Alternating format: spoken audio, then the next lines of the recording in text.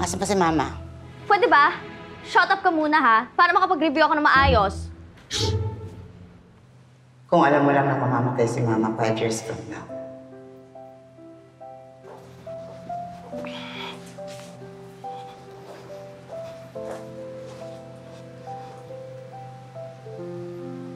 Ano nangyayari dito? Sino to?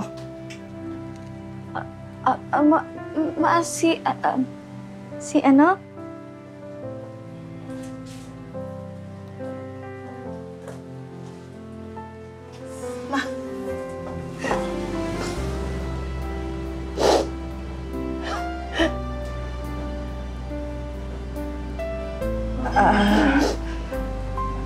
Ma'am, okay lang po kayo.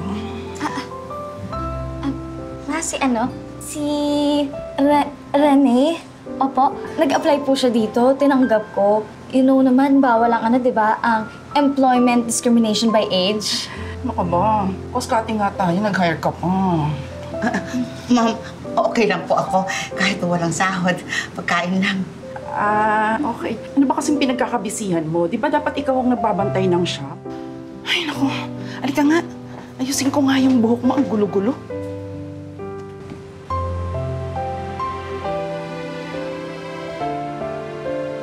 Pwede po ba?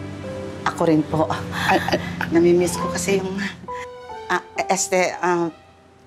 para pareho lang po kami. Uniform, kumbaga. Sige po. Let's go dyan. Uy!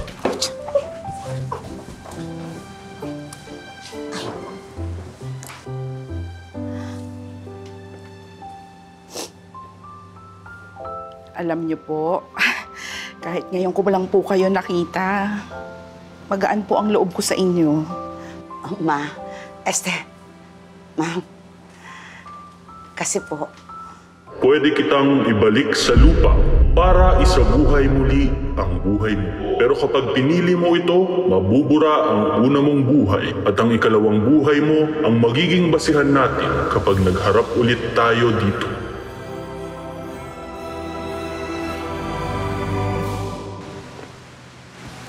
Hi, Irene! Tuloy na yung date natin, ha? Ikaw na naman.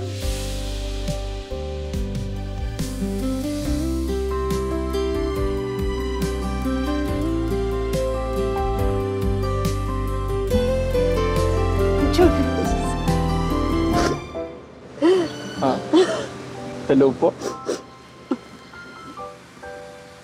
Wait lang ha. Teka. Teka nga dito. Ano yun, ha? Ba't ganun ka kay Julius? Irene, ano ka ba? Si Julius yun, ano? The love of my life. Iyak! Anong iyak? Ay, oo nga pala. Nireject ko pala yan dati. Ay, pero no, Irene, ha? Huwag mo siyang i-judge, no? Kasi siya lang ang lalaking mamahalin ko. Mo. Natin. Wait lang ha. Alam mo, kaya kong tanggapin yung iba mong mga sinasabi. Pero eto, Diyos ko naman. Hindi ko talaga carry. Irene, siya ang totya ko. Alam mo bang habang buhay kong pinagsisihan nung nireject ko yan? Pero nakita ko yung kanyang pagbabago over the years. Kaya wag na siya pakakawalan. Seryoso ko, bakit?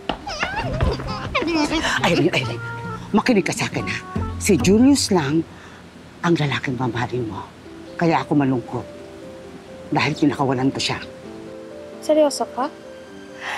Yes!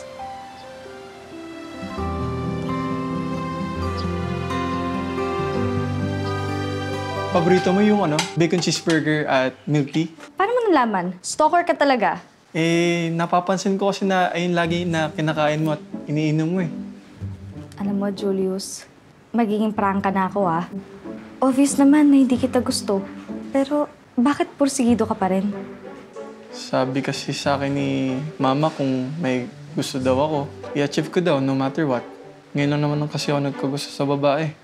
Ngayon lang naman. Julius, pwede ka namang mag-focus sa ibang bagay. Bakit sa akin? Kasi honestly, yung focus ko now is yung priorities ko, yung mga pangarap ko. Hindi kasama doon yung pagbo-boyfriend. Grabe. Sweet naman. Julius, seryoso. Mag-focus ka sa future mo. Huwag sa akin. Sama kasi sa future na naiisip ko eh.